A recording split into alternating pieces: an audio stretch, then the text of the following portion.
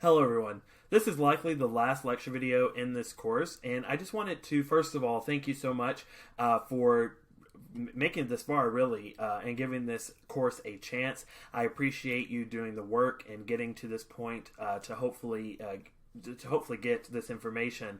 I do hope that you've learned a good amount, and we're kind of ending on a bit of a high note in terms of African American history in and of itself, and that is talking about the 2008 election and response. And obviously, if you don't know, or if you haven't seen, or if you can't tell based on the screen, we are talking largely about the presidency and the election of Barack Obama, who is obviously one of the main culminations in the story of African American histories. But of course, it's gone on and continues there, and that is why there are assignments beyond this, so that you can learn more and talk more about the African American history story. And so we will continue to do that. We will continue to move forward. But today we're going to look at the 2008 election and response. And this video is going to be a little bit different than some of my earlier lecture videos. But we're going to go ahead and jump right in. The 2008 election is really, the story goes all the way back to the 2004 Democratic National Convention speech. Democratic National Conventions or Republican National Conventions happen after the primaries have allowed people to choose the presidency or choose the candidate for presidency from both parties. In 2004, that candidate was Democratic Senator John Kerry, who was a main player in the political world and in the Democratic Party. And he had been chosen to run up against George W. Bush in his re-election campaign. Now, ultimately, John Kerry lost the presidency, and the Democrats lost the presidency in 2004. However, it is important to understand and recognize the role that this convention and this speech played in Barack Obama's life and the Democratic Party's future as well. So this is the speech that is going to introduce Obama to the national stage. It's going to urge the nation to come together as one and avoid division. This is going to be a theme in all of President Obama's work then up until now. And some describe it as the speech that made Obama president. Whether that's fair or not, I think you will see in a way that this being the introduction of this young African American from Chicago, for it to be that introduction, you can see where it would play a pretty big role. So let's go ahead and take a look at that speech. Now, even as we speak, there are those who are preparing to divide us. The spin masters, the negative ad peddlers, who embrace the politics of anything goes. Well, I say to them tonight, there is not a liberal America and a conservative America. There is the United States of America. There is not a black America and a white America and Latino America and Asian America. There's the United States of America. The pundits like to slice and dice our country into red states and blue states. Red states for Republicans, blue states for Democrats. But I've got news for them too. We worship an awesome God in the blue states, and we don't like federal agents poking around in our libraries in the red states. We coach Little League in the blue states, and yes, we've got some gay friends in the red states.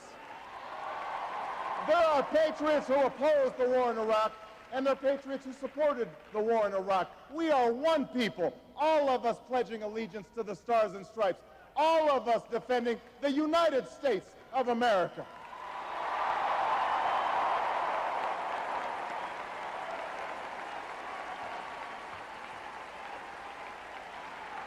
In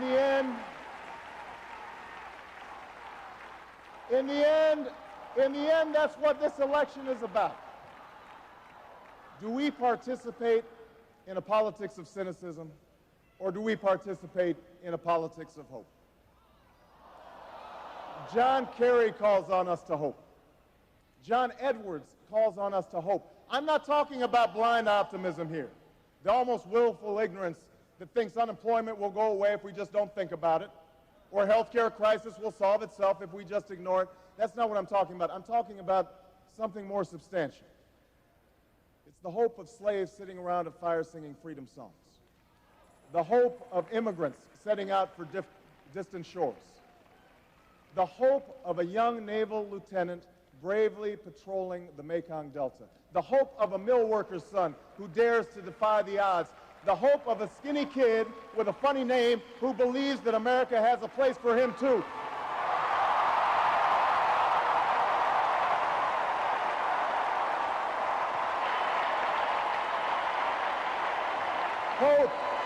Hope in the face of difficulty.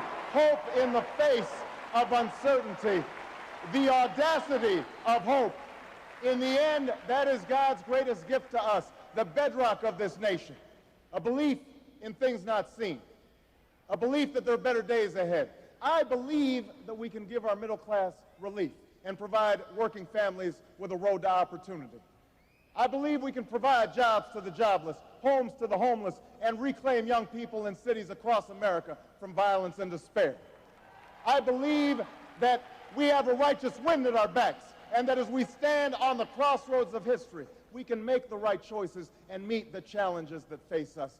America, tonight, if you feel the same energy that I do, if you feel the same urgency that I do, if you feel the same passion that I do, if you feel the same hopefulness that I do, if we do what we must do, then I have no doubt that all across the country, from Florida to Oregon, from Washington to Maine, the people will rise up in November, and John Kerry will be sworn in as president, and John Edwards will be sworn in as vice president, and this country will reclaim its promise, and out of this long political darkness, a brighter day will come. Thank you very much, everybody. God bless you. Thank you.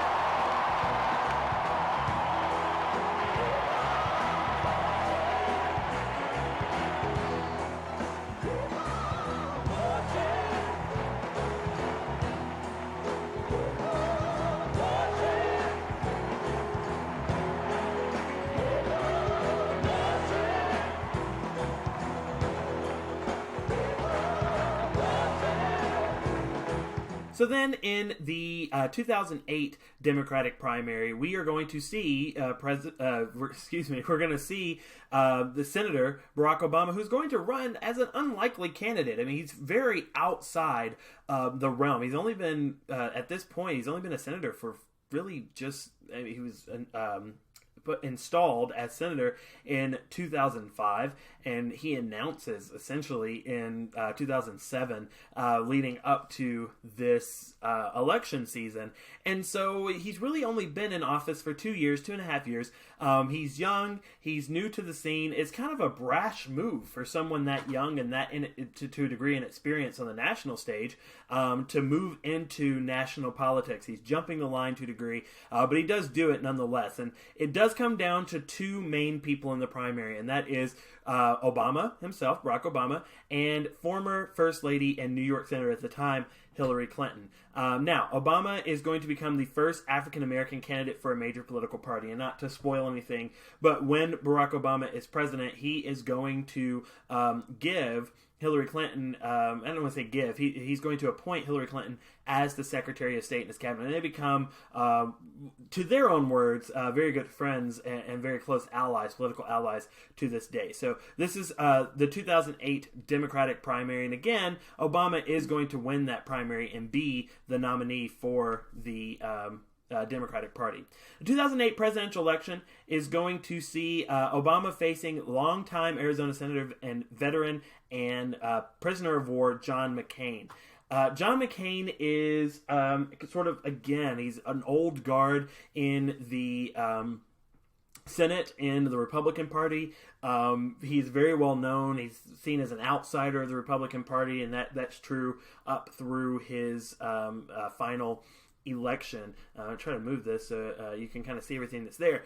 And he's kind of seen as this outsider in so many ways, but not really when you start to compare him to Barack Obama. The campaign was often plagued by misinformation, including where Obama was born. A lot of people felt that he himself was not a citizen. This was misinformation that was spread largely probably, we could say, due to racism and things of that nature, dealing with this unprecedented person running for president.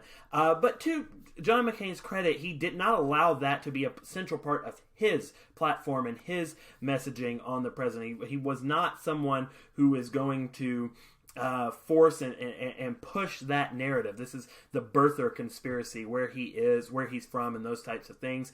And you're going to see that in this next clip. But before that, let's talk a little bit more about this. He is essentially people are going to try to say that he is un-American, that does not have American values, that he was not born here, that he is not Christian, that he is in fact a Muslim, and none of that is true. But at the same time, it reveals an ugly side of American politics and of America that not everyone knew was so prevalent until this time. It also is important to note that being Muslim or being born in Kenya is not necessarily a bad thing. Kenya would disqualify him from being a president, but not make him a bad person. But regardless, none of that is true. He did later prove it. There are very prominent politicians today who are part of that misinformation campaign. Regardless, it doesn't work. And I think that is one of the things that's important in this election, is that it doesn't work in the slightest. We see Obama won the presidency with one of the highest number of votes that we've ever seen in history. You can look at the electoral map on the screen. He is going to beat McCain with 365 electoral votes, remembering that you only need 270 to win the presidency. He wins states that hadn't been won in 4 decades, like Indiana and Virginia, and he wins North Carolina, which had not been 3 decades, had not voted blue. He also wins the key swing states of Pennsylvania, of Ohio, of Florida. It's really a large-scale victory, and it says a lot of things about who the president is. But before we move on, I do want to show the clip from John McCain in which he is dealing with some of the responses that people, some of the things that people said about Barack Obama during the 2008 presidential campaign. We're scared. We're scared of an Obama presidency, and I'll tell you why. I'm concerned about someone that cohorts with domestic terrorists such as Ayers. I have to tell you, he is a decent person and a person that you do not have to be scared as President of the United States. Now, look, I got to ask you a question. I do not I can't trust Obama. I have read about him, and he's an Arab. He is not. No, ma'am. He's a decent family man, citizen that I just happen to have disagreements with on fundamental issues, and that's what this campaign is all about. He's not. Thank you. So Barack Hussein Obama was born in Hawaii. He was the first president of African descent, and to this point, the only president of African descent. For some, his election represented that race was no longer an insurmountable obstacle, and I think that's significant. Not to say that it's no longer important. People did not necessarily express that this was no longer an important issue in America, but rather that it was not something that could not be overcome in to some degree. In a lot of ways, we actually see that his election reveals a lot of, or maybe how far we have to go because of the hate that comes up after the fact. Some of the things that people say about him that, yes, of course, people say all sorts of bad things about their political rivals and opponents that we don't necessarily need to get into the reasons behind.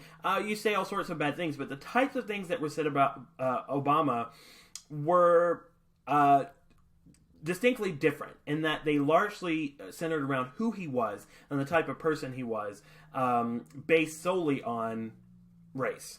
And so that reveals a lot about the country. But nonetheless, it does show an ability to overcome some of that racism and other things throughout history. During the Obama presidency, we see a lot of things that are going to happen. Obama is going to champion the Affordable Care Act. It was a key platform of the Democratic Party and of Barack Obama himself in the 2008 campaign season.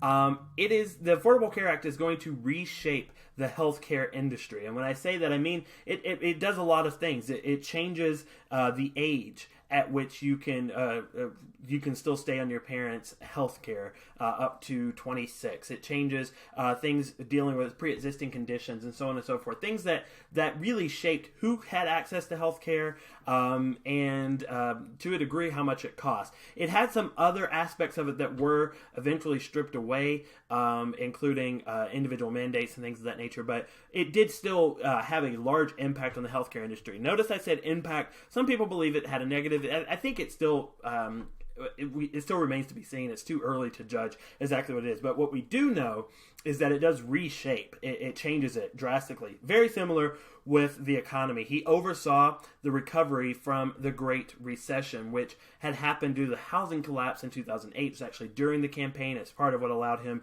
to kind of go to victory, is the way that he spoke about the catastrophe that had fallen on so many people during the recession in 2008.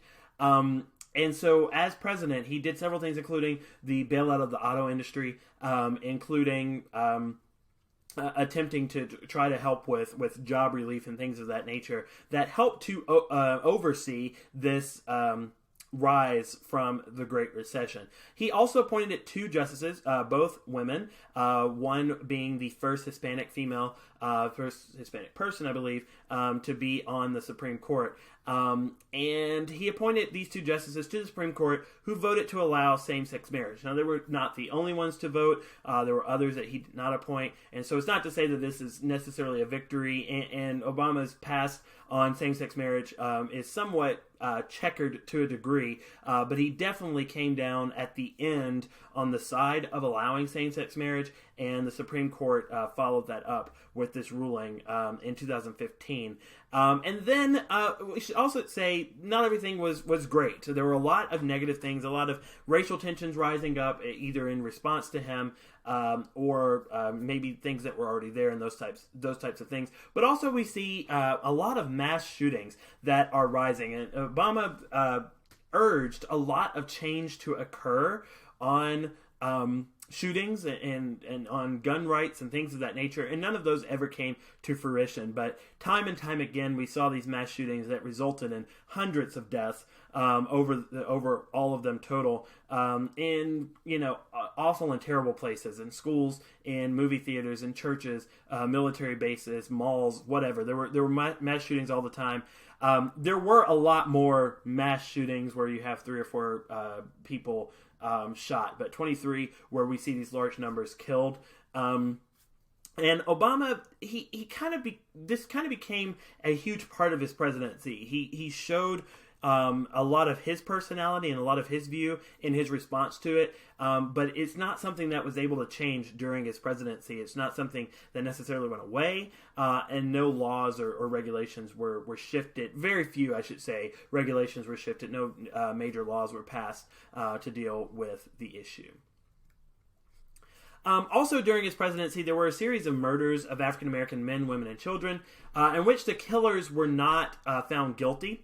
I want to be clear about who we're talking about here. There were some of the most famous include people that were not law enforcement, like Trayvon Martin, who was killed by a man in the neighborhood who considered himself, a concerned citizen or whatever. But a lot of them were killed by police officers. It's no less necessarily being killed and murders and those types of things. And this happened a lot. It's happened a lot throughout history. Not something we've delved too far into, but it is something that has happened throughout history. And it is something that continued to happen under the presidency of Barack Obama. But this time, so many of them in quick succession all over the country, especially including in Missouri, in Ferguson. We see it resulting in the Black Lives Matter movement. The idea of the Black Lives Matter movement is simply to say that Black Lives Matter too. Black Lives Matter also, right? It is clear that the law supports and recognizes the lives of white citizens because their killers are often see justice, or often face justice, I should say. They often are put on trial and sent to prison and various other things. With black killers, with black lives who are killed, people who are killed, black people who are killed, their killers are so often not pursued with the same enthusiasm, and so because of that they end up walking away. And so the argument or the movement here is to say that Black Lives Matter also, not just those lives. That's the movement. And separately, the Black Lives Matter organization is going to form. These are separate entities, and that is an important distinction because the ideals don't necessarily align. The Black Lives Matter movement is simply to say that those matter too. When you see Black Lives Matter on a sports field or probably on a t-shirt, I don't know why I said sports field, I guess just the different places that you might see it, on a court, on a shirt, on a commercial, on a product, when you see it on the street in these murals and things of that nature, it is talking about the movement, just saying that Black Lives Matter too, and not separately the organization, which has its own merits and detractions. However, it is important to understand that distinction. And one other thing that I wanted to address is Michelle Obama. Michelle Obama, in her own right, was a very ceiling-shattering person in terms of some of the things that she did throughout her life, but also as being a part and an integral part of the Obama campaign and the kind of machine surrounding Obama. And so let's talk a little bit about Michelle Obama, who was, of course, the first black first lady. She was born in Chicago. She was born to very humble roots and beginnings. You wouldn't say that she had a particularly high class or high societal level upbringing, but she was indeed born in Chicago. She did have 2 children with Barack Obama, mother of Sasha and Malia Obama, who lived in the White House during the presidency, of course. She attended Princeton University for her undergrad and then later earned a law degree at Harvard. Princeton was in 1985, Harvard was in 1988. In Chicago, she did a lot of things, but one of maybe the most notable things is that she founded and was the founding executive director of the Chicago Office of Public Allies, which was an organization aimed at getting black people into public service positions and kind of getting them into politics to help create sort of a black community of public servants and things like that, which is impressive in its own right. She also worked she was like the head of one of the departments at a hospital in Chicago, and she did various other things in those roles before becoming the first lady and before joining the Obama campaign and becoming one of the most staunch advocates of the president, of course, but one of the most effective as well, who could humanize him, who could kind of explain why he was so, maybe why he was the best choice for president and became important that way. And she is still used a lot in that way because she has attempted to become or to remain apolitical. She doesn't, she says she doesn't like politics, she doesn't enjoy being a part of it, and she wants to be removed from the politics. She doesn't want to be involved in that. And because of that, it allows her to a degree to speak on social issues and on even sometimes political issues without seeming like she's coming from one side, but doing it as a mother, as a woman, as a black woman. And so that's significant and that's important and not to be overlooked. All right, so again, that is our final video, lecture video for this class, this course. Thank you so much for all of your hard work in doing this course. I appreciate everything that you've done. I look forward to seeing the remaining parts of your assignment, seeing what it is that you have to say in the work that you do. If you have any questions, as always, please let me know. I hope you have a wonderful day. I'll see you later.